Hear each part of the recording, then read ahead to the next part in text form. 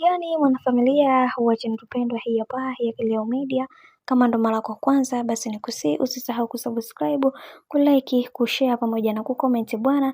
Diamond Platnumz aweza kumjibu bibie Aaliyah na ile kauli yake ambayo aliyeweza kusema kwamba yeye anataka haki kutoka kwa bwana mkubwa Diamond Platnumz. Sasa kitu ambacho alichoweza kukizungumza kaka yetu Diamond Platnumz, cha kwanza aliweza kumtambulisha Zuchu kama ndiyo mke wake halali. Haijalishi watu wengi hawakuweza kuona hiyo ndoa ikifungwa, lakini picha inadhihirisha kwamba hawa watu wameweza kufunga ndoa. Na pia kitu ambacho amekuwa akisisitiza zaidi ni kuhusiana na yale ambayo yanayoongeleka mitandaoni kwamba yeye Diamond Platnumz ameweza kumsaliti mke wake ambaye ni bibi Zuchu kuweza kuishi na wanawake wengine.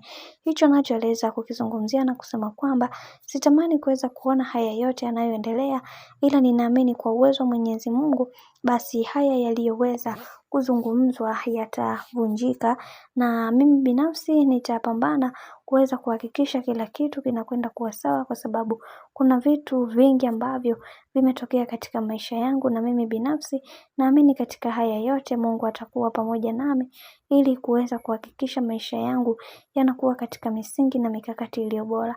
Na kuna wengi wao walifikiri kwamba Diamond Platnumz kwa hiki ambacho anachokifanya huenda akawa anafanya drama, lakini uhalisia ni kwamba kuna vita kubwa ambayo ipo katika hii familia, na tunashindwa kuweza kuelewa ni kwa nini haya yote yanatokea katika maisha ya bwana mkubwa Diamond Platnumz. Hivyo tutakaa naye na kuweza kuhakikisha kila kitu kinakuwa sawa katika kila hatua ya maisha ambayo amekuwa akiyapiga. Bwana, mambo ni mengi sana, alafu muda ni mchache. Mimi naomba nikusihi kitu kimoja, usisahau kusubscribe, kulike, kushare pamoja na kucomment, kwani ukifanya hivyo utakuwa umejiweka katika nafasi nzuri ya wewe kuweza kuenjoy na kufurahi pia katika channel tupendwa hii hapa ya Kileo Media.